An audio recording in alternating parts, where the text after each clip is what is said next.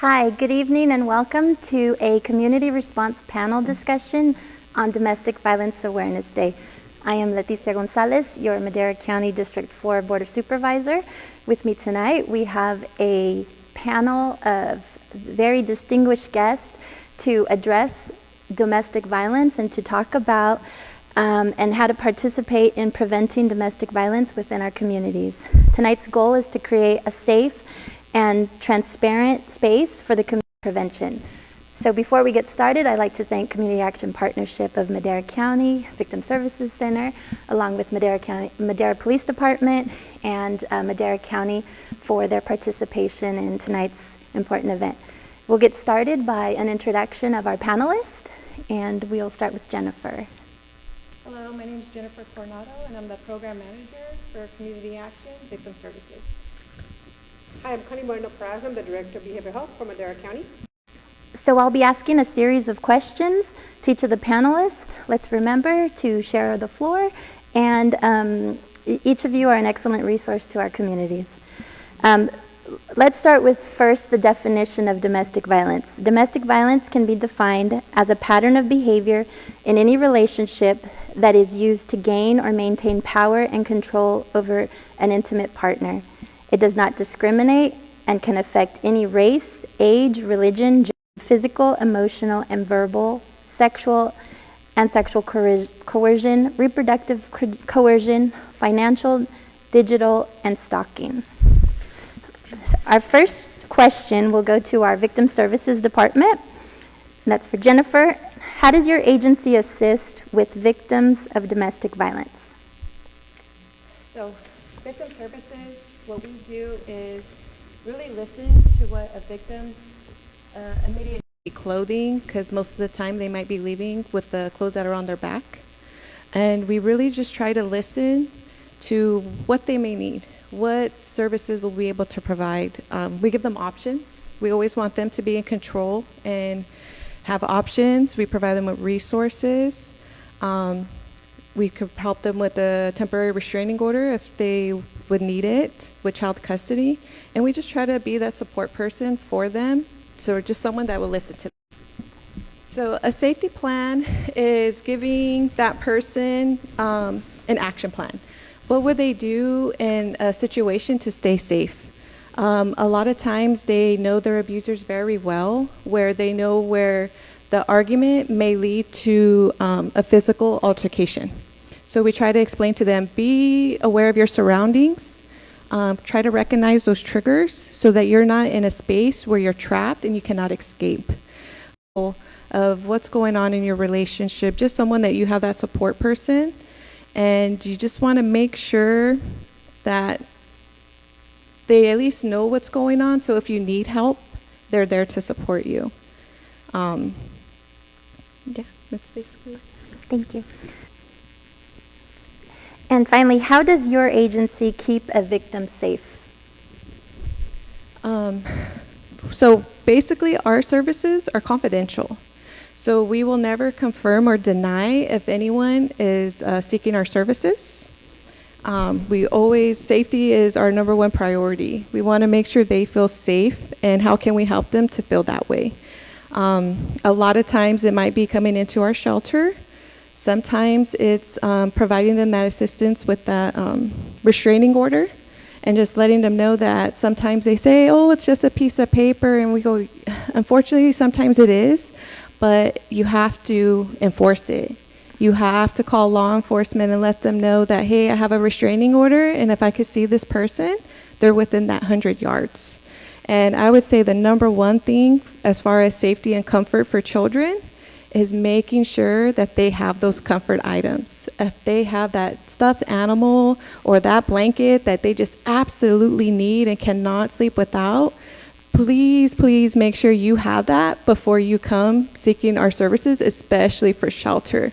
Because I can't tell you the number of times where they had to go back home for those items. And then, you know, they might have to stay with the abuser again, which is okay because we're always here. And our services will always be provided no matter how many times you need to use them. Okay, thank you very much. Our next question goes to the Madera Police Department. Dino, or Chief Lawson, Last year, we saw a national increase of domestic violence in homes. How did your department handle temporary restraining orders and criminal protective orders? I'm sorry. Okay, thank you. And Dino's fine. Thank you. Actually, more people know me by Dino. So, with that, our enforcement of the orders were not affected at all due to COVID. We still issued them. The thing that I think, if anything, could be taken away from COVID, which I thought really helped victims of domestic violence, was traditionally our restraining orders, temporary restraining orders, were good for 7 days until the victims could get into court and be heard by a judge. Well, with COVID, the courts shut down, so they actually extended the orders for 30 days. So our victims actually got a 30-day reprieve, which I thought was very beneficial, and it has not changed. We're still under that emergency order, so I do think that is a positive that did come out of COVID. Personally, I would like to see that going forward to stay the same, to that 30-day threshold, if not longer. Thank you. Can you share more on the process when a domestic violence case is reported to your department? Yeah, so first the call will be sent into our dispatch center. The dispatcher will gather the information and immediately activate officers to respond to the address or the area where the call occurred. The officer will arrive on scene and will make contact with both parties if they're both on scene. If the victim is there, we'll contact the victim. Our first role is to find out, is everyone safe? Does anyone need medical treatment, medical help? And then the officers will then process and trying to figure out who the primary aggressor in the incident is. If it is identified and both parties are on scene, we, by law, automatically arrest the primary aggressor, whether it is a felony or a misdemeanor. If it is domestic violence, by law, we will make an arrest. And if they're on scene, on scene. If they're not on scene, then we'll issue what we call an on-view arrest, which will eventually turn into a warrant. And we fill out all the information with a picture of the primary aggressor for the rest of our officers, kind of like a be on the lookout. And so that gets into the system. So if they're not on scene, eventually we will find them and get them in custody. The next thing is that we really are heavy on education. We give resources identifying Marcy's Law. If children are involved or witnesses, we get a hold of CPS, Child Protective Services, get them involved, get them on scene.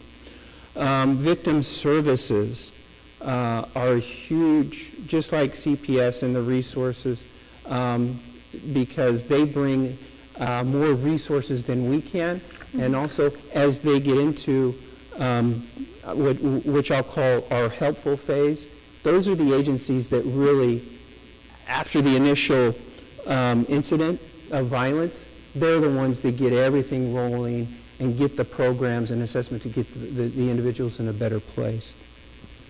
The cases, all domestic violent cases, the initial officer will fill out the report and document video. We video everything, we record everything. And those cases are automatically referred to our detective unit for review. And the detectives will go out and do follow-up, and then they will be forwarded to the district attorney for review or prosecution. Okay, thank you very much. Mm-hmm. So you answered the next question, but I'm still going to ask it in case you want to add anything additional. But are there any other resources available from your department for victims of domestic violence who are fearing for their safety? So the one thing, especially with when you fear for safety, the one thing with domestic violence is it is only prevalent because of silence. Don't be a silent individual. Report. If you see something suspicious, if you're a neighbor, if you're a family friend, and you know what, just if you have a suspicion, talk, report, get some help, and let us look into it. And you know what, maybe it turns out to be nothing, or maybe you save someone's life. That's what's important. And you know, our main goal when we respond to a domestic violence is to get the suspect out of that home, resident, wherever they're, get them away from the victim, okay? Put them in custody, make a safe environment for the victim, get in, again, provide the resources from victim services, Marjorie Mason, there's safe houses. We just really, we're kind of the start of the resources and help. And we train our personnel in identifying and educating the victims and the families on resources, and we provide that on the call. Okay, thank you very much. So as we all know, domestic violence cases many times are based on he said, she said, or she said, he said. How do you handle those situations? So there is a few cases when it does come down, if there isn't any, one of the main changes in domestic violence laws lately is that what we do from our standpoint is we look, are there any children in the home? And we interview the children and ask them, did you see anything? Because they are usually good witnesses, okay? And a lot of times that was ignored. And so you have to do that. The other thing with the he said, she said, that's why, one, we record everything and we videotape everything. Any possible visible injuries, the state of the victim, are they in an elevated state, like they're, you know, just to corroborate the story, get that firsthand story from the victim, hopefully right after the incident occurred, and that's the best you can get, and it's videotaped, it's recorded, because sometimes what you do find is a reluctance after, you know, a few days. You know, I may initially reported it, but I don't want to follow through because now the suspect came back and they promised they'll never do it again. And it's that cycle of violence that really starts to occur. So when we videotape and we record, we lock them in so that even if they do the he said, she said, or recant, we have that video and audio evidence that we can go forward with prosecutions into court. Thank you. Thank you very much for that. Our next question is for our Madera County Behavioral Health Services Director, Connie Moreno-Peraza. What is your department's role in responding to the trauma of domestic violence survivors? Because time is of the essence, it's very, very important for us that we have timely access to services and that we have our crisis team respond quickly. So in these situations, it could be a matter of life and death, so it's very important that we respond quickly, and we always try to respond with our partners in law enforcement if necessary, but our timely services are critical for us to provide them. Always feel free to call our access line. We make that very public, our 559-673-3508. We offer crisis services 24/7, 24 hours a day, 7 days a week. We have bilingual, bicultural staff, because we do have some folks who may speak Spanish, who may be able to describe the emotional abuse more effectively or more comfortably in their language. So it's very important for us to have bilingual, bicultural staff.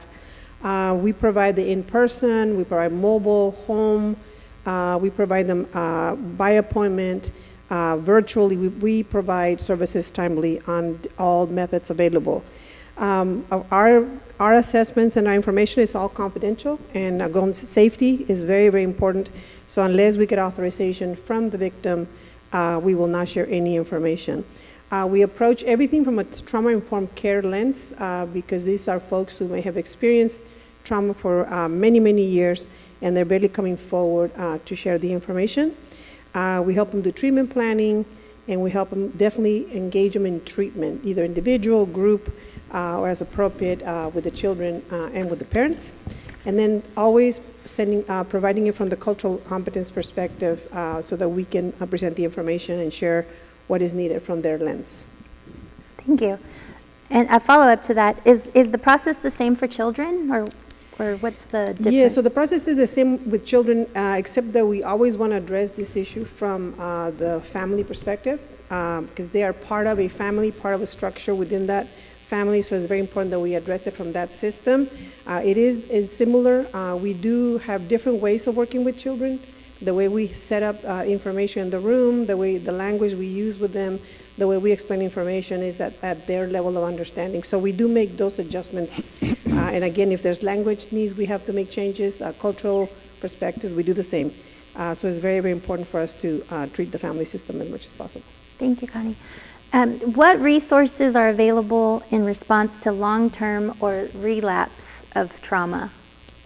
So we have staff who are specialized. Our system is becoming a trauma-informed care system. So we offer, like I said, we have individual, group, family therapy. We offer case management. We offer follow-up. Some of these families do need other support services, transportation, childcare, et cetera. So we do what is called wraparound services to ensure that we treat the whole family system and that we meet all their needs. Okay, thank you. So at this point, I want to dive into a little bit of COVID. We've all suffered the effects of COVID and have had to deal with some tremendous changes. So any one of the panelists, feel free to respond to this, or multiple of you can respond. But COVID-19 was difficult for everyone. What challenges did your agency face internally and externally? I'll take it. We'll start with Dino. We'll have all the panelists go through that. How about that? So some of the challenges right out of the gate with COVID-19 was really the infection rate of employees. And that was something that we developed a work schedule so that our personnel would have so many days off. So if they were affected, the positive test would come within the days off, so they wouldn't affect the whole team. And what we did is we stripped all of our units, our motor units, our detective units, our special investigation units. Everybody worked patrols so that we could have enough personnel to create 4 individual shifts and to keep our people safe. We were hit hard. Like everybody else was with COVID. We would have 3 dispatchers down at a time with COVID, and that was an automatic 10 days away from work, and hopefully by the grace of God you recovered, and everybody did. We would have officers. I would say 70% of our patrol staff at one point went down with COVID. And it was very challenging, but we had systems in place so that we could still provide the service to our public and keep them safe.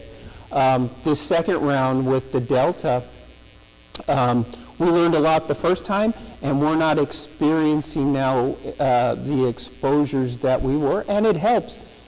Please get vaccinated. If you're on that, please get vaccinated. I know there's a lot out there, but I've had some really close personal friends that have passed from COVID, and it's not a joke. So please get vaccinated. Social distancing, wear a mask. Thank you, Dino. Connie?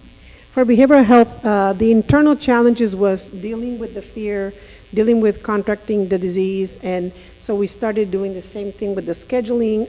We did split the staff, 50% on site, 50% were teleworking, again for the protection and the reduction to the exposure of the virus. So those were some of the internal challenges. We did have to look at the scheduling of services. We did not stop the services to our clients. We continued, we used telehealth in person. We give the choice to the clients, again, with all the safety precautions, all the cleaning, the mask, etc.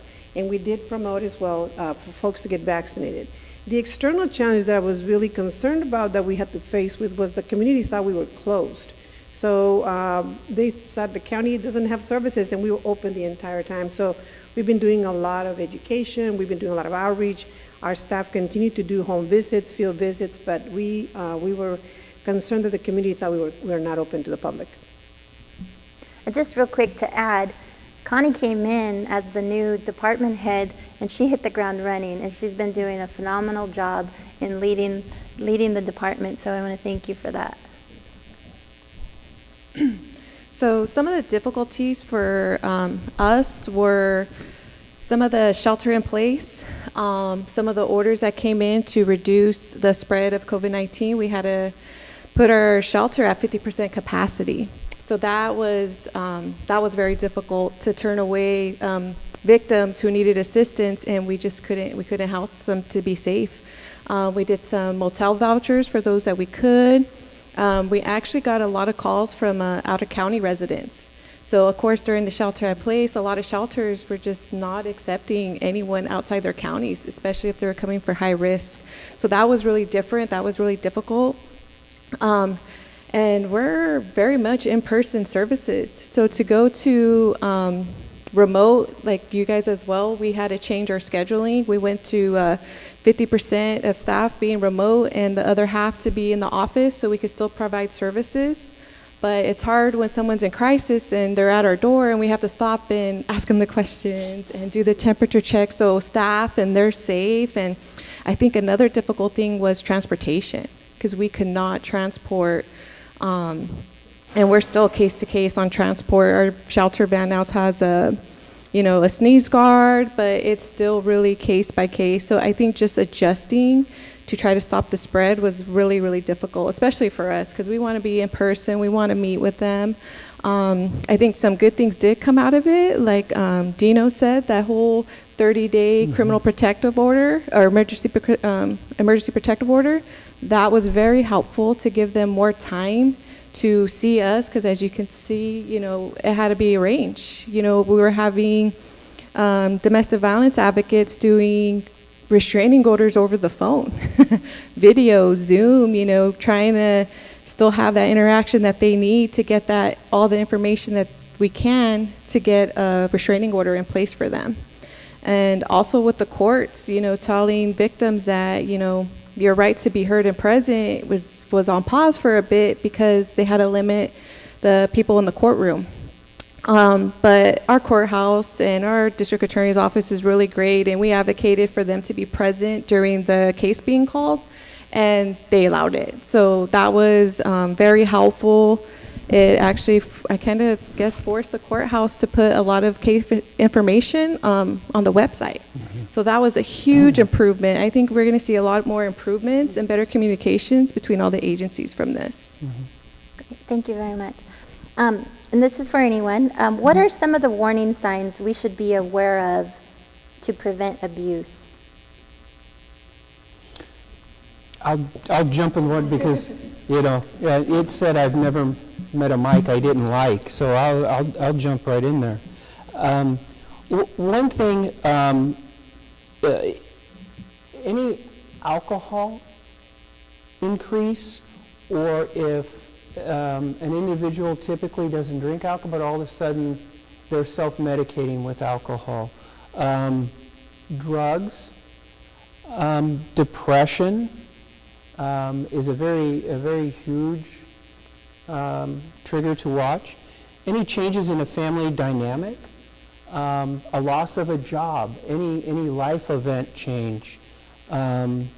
Family members, any family members kind of acting a little different.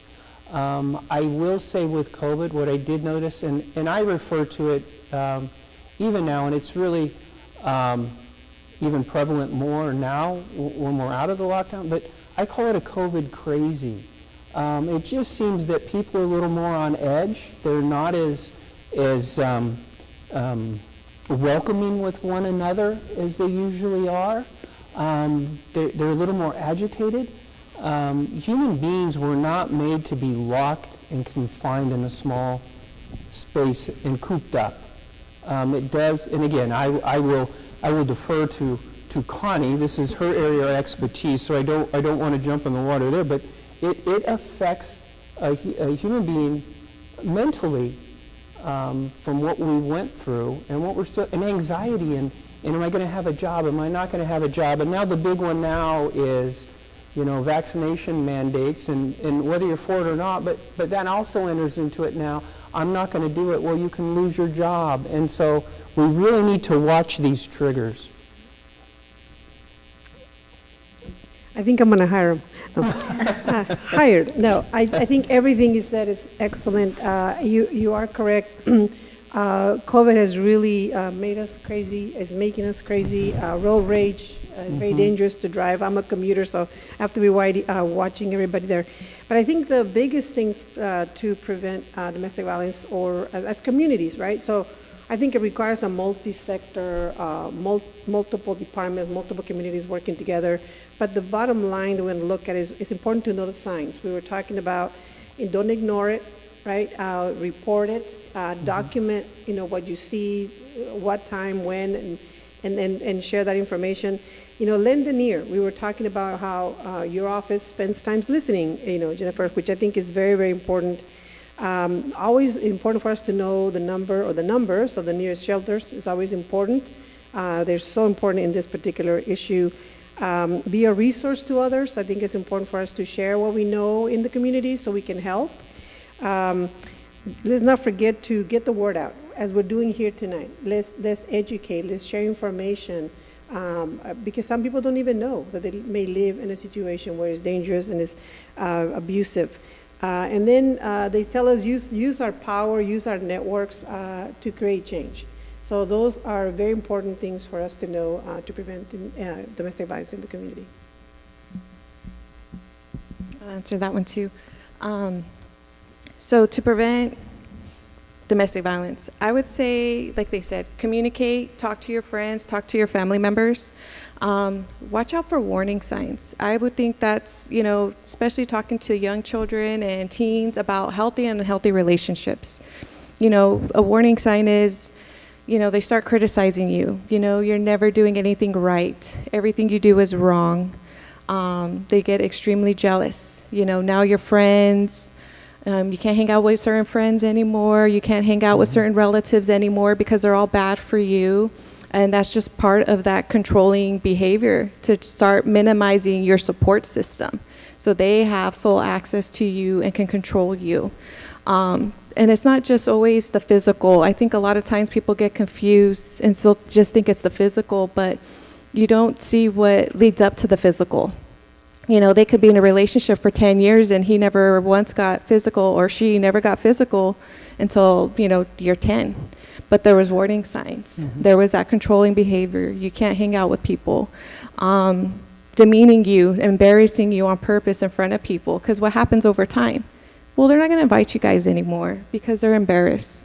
So those kind of manipulative behaviors, I would say, are huge warning signs. And just being prevention education, taking it to the 5th and 6th graders, because unfortunately we see, kids in junior high filing a restraining order against their partner, and their parents have no clue, one, that they're dating and that they're going through this abuse at 12 and 13. So I would just say, learn the signs. Don't be afraid to talk to your friends and family members that may be experiencing this. I'll also throw in tomorrow, you will actually hear from survivors on our Facebook pages, and they can tell you kind of what happened and what started in those relationships and how you can seek help and how they dealt with their abuse. So I would really say that's a really good tool, listening to survivors and really taking in what they say and trying to improve services. Thank you, Jennifer. I really appreciate what you said, and I think our chief of police also said it, but I think children, as you said, they're people that get really good at it when you interview them. But I think it's important for us to look warning signs on the children, because I've had to work with children who develop eating disorders, who want to kill themselves. So I think it's very important for us to, all these warning signs that you mentioned as well, but also in the children and the adolescents, because as you said, they'll start drinking, they'll start using drugs, they'll start, self-mutilation, they'll disappear and go hang with their friends and doing things. But I think children and adolescents, we need to really pay attention to their warning signs as well. Thank you. And Jennifer, you touched on a really good point about individuals who might see abuse within their groups or within their family members. What can they do, or who can they contact or what types of resources are available? There's a lot of good resources out there. Definitely, we're available 24/7. We have trained advocates and volunteers. Our crisis line is 1-800-355-8989. So that's immediate local assistance. We do get calls from people out of state that are trying to find assistance for their family members and friends. I also share the national hotline because they'll connect you with anybody, anywhere. That number is 1-800-799-SAFE-7233. But also it's called the Shelter Hotline. That website has tons of information for family members who are just scared to take that first step. And it really is just a conversation, just talking to them, like, is everything okay? I just noticed something, I've noticed, it's 110, but you have a long sleeve on. Are you okay? Is anything going on? And it's just acknowledging it. They may not be ready, but as long as you're contacting them, you're talking to them, they know that someone cares and will listen to them. And thank you. That's actually a great segue to our next question. Is each of you, in your capacity, your staff, you've encountered folks. What would you say to a person who finds themselves in an abusive relationship today? Here's what I'll say. It's the most important thing. You must get out. You must get away. And I'll tell you, so I'm going to age myself a little bit here, but I've been doing this for 35 years now. There is a plethora of excuses that suspects or abusers will put before the victims. You report me, you're going to have no money. You're going to lose the house. I'm your only sole support. You can't live without me. Don't listen to those. Now, 35 years ago, we didn't have the systems in place that we do now. We have so many resources. We're here to help. You just have to ask. Just pick up that phone and call. Like at the police department now, we have a crisis intervention team where we have officers that are in plain clothes, and they work with mental health clinicians. And if someone calls and just says, hey, I'm not feeling right, I would just like to talk, we send them, and they just go and talk. And they work through things, and they say, okay, you know what? I think we should do some follow-up, and let me get victim services involved. Let me get CAP-MC. Maybe it's a housing issue. We can provide so many resources, and those are really some of the great things. And in my 35 years that I've seen, and here in Madera, the really great thing. I mean, look at the people we have at this table, and Maddie. God bless her. I love her to death, and Connie, Jennifer, and thank you, Supervisor, for being. But this is Madera. We are truly a family in this county. We help each other. We care about everyone that lives here. And we want to help so much. And we just ask, we have the resources. We're here to help. Just pick up that phone. Thank you. Thank you. I'm telling you, I'm going to hire him. He's hired. He's a director. I agree with you 150% for us to empower our women. And I know some men who are also suffering from this, but we want to create a safe space. This is very scary. And I know, Jennifer, I'm sure you deal with this every day. It's important for us to create a safe space to talk about this so that we can use that process to empower the person, to talk about this. I think sometimes it's also important that we say, I'm here for you, or I'm not going to judge you. When you're ready to talk about it, we'll talk about it. But have you noticed, or how does it feel when X person does this to you? And you kind of use what is called motivational interviewing to draw it out.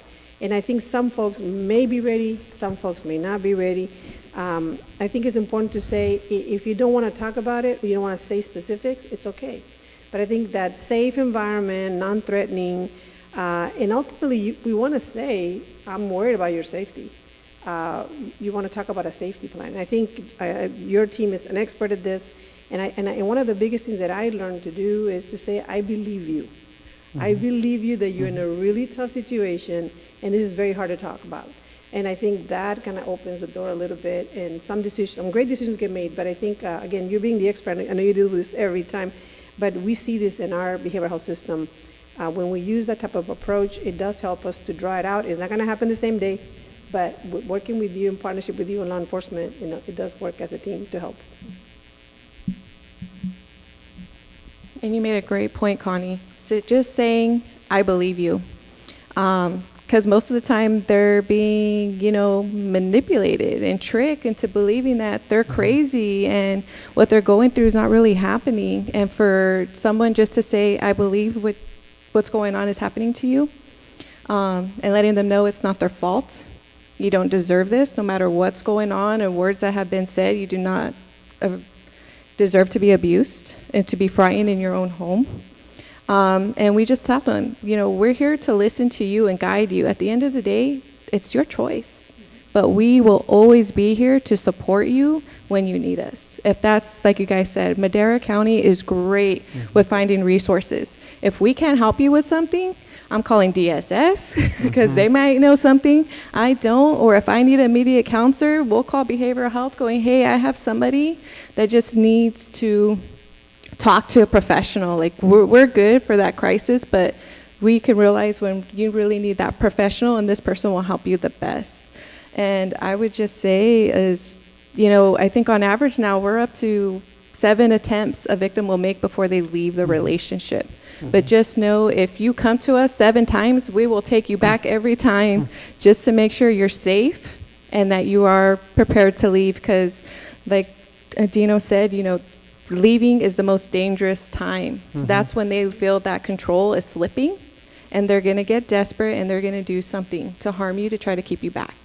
So that's why we say we want you to be safe, and we're going to try to support you as best we can so you can live free from abuse. And a lot of times it's like you said, a lot of different factors, the financials, but like they said, things have changed. You can do this. There's lots of resources out there that we can assist, and it's over time. It's not going to be done quickly. It's going to be over time, and it's going to take a lot of people to help each other to get through that. Okay, thank you. And Jennifer, or any of you, what are different ways that we as a community, a citizen who wants to get involved, what can we do to help try to prevent? Is there a volunteer program? Is there anything that we can do, get involved with?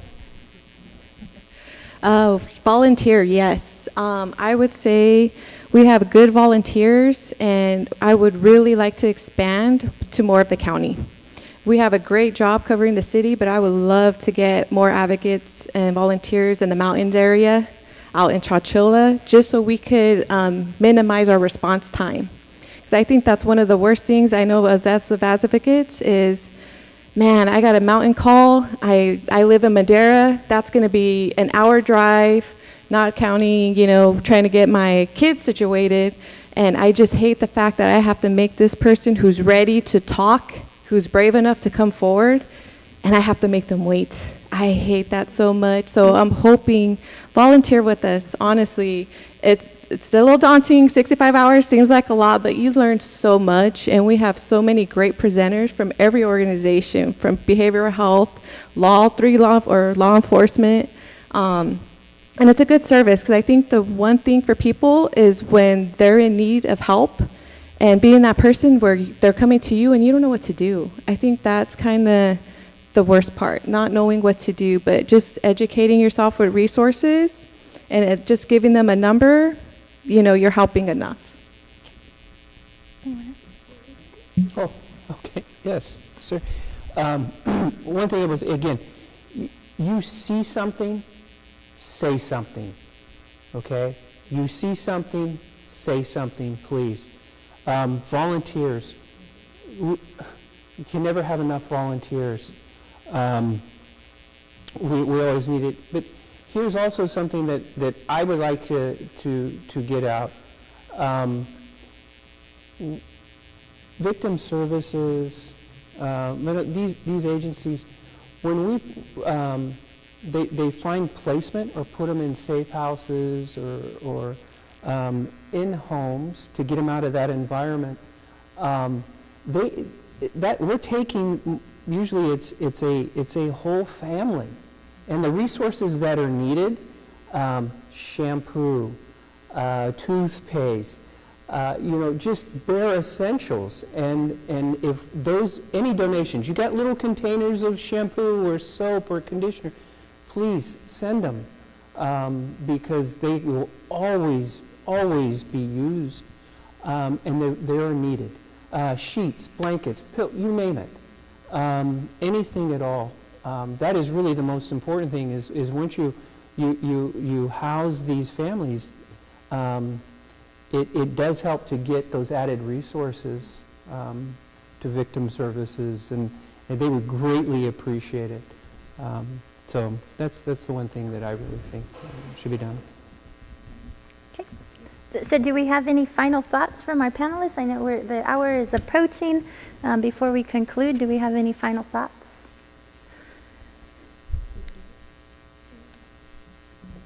I would just say, talk to someone. Just seek help. You don't have to call us. Just confide in someone you trust.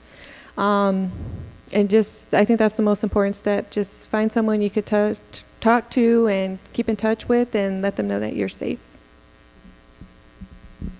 For me, is know the numbers to call for help. Even if you call anonymously and you don't have to say your name, it's important that you have those numbers, that you know the shelter number, that you know our police officers are amazing. They're not a threat to us. They're helpers. They're helping us. So even call. I would say everybody knows our police department. Call, because Madera just does things very differently.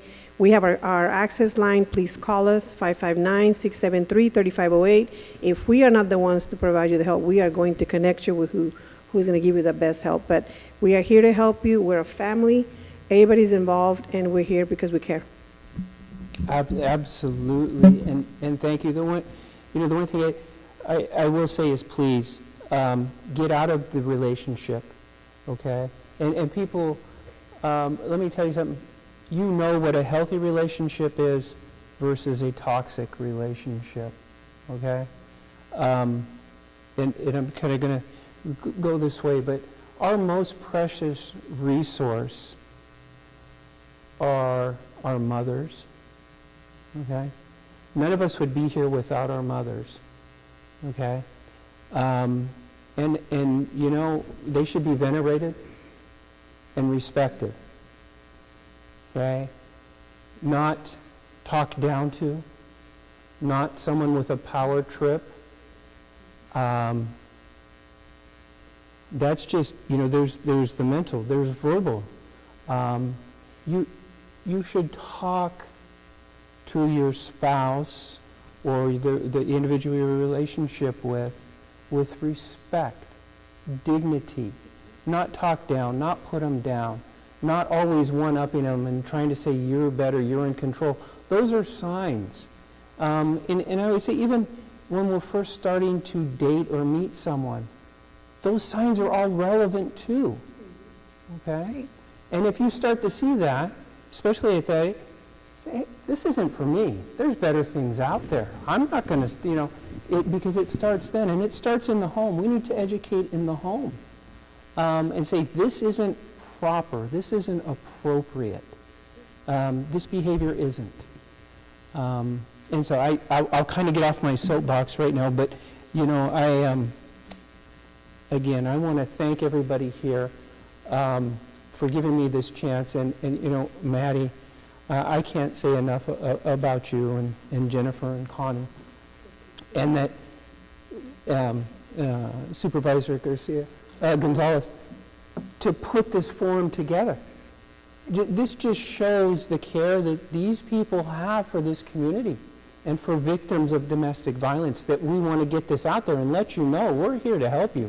You just call us and we'll be there. I mean, you have great, great people here. So I just want to say thank you to everyone. Thank you for having me. And keep up the great work. And yeah, Connie, I will say, I met you and it was like day one, man. You took a hold of that mental health department. I'm just kudos. You are a blessing. So thank you. Thank you. Well, thank you, Chief. You took my closing. No, but in all seriousness, I'd like to thank our panelists, Jennifer, Connie, Dino. Thank you. Thank your staff. The work and the services that you provide are tremendous to our community. It's essential. I want to personally thank Maddie Mendez, the Executive Director of Community Action Partnership, for having the great idea of putting this forum together. It's being live streamed. It's going to be available. We will have the resources in the box or whatever it is that you need. We want you to know that you as a community member, if you're a victim, you are heard. You are welcome to come to get these services. The resources are available to you, and we want you to know that you're not alone. So I want to thank you. In addition, I'd like to thank Ricardo Camacho, who is behind the cameras, who is assisting us tonight. I want to thank Carla Estepinian, my chief of staff, who there's a lot of work behind the scenes that has to happen when we do these types of events. And I'm getting Maddie. I don't know what you're saying. I want to remind everyone of the crisis line, and if I get it wrong, please correct me. The crisis line for victim services is 1-800-355-8989. You can call the line directly at 661-1000 for just general victim services calls. And you can always call within Madera County. You can call the number 311. An operator will be there to assist you and connect you with any of the resources. So thank you all for your time, and have a wonderful evening. Thank you.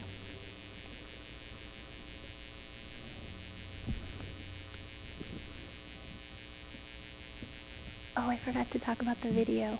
I put it over here, not here. Okay, we'll put it.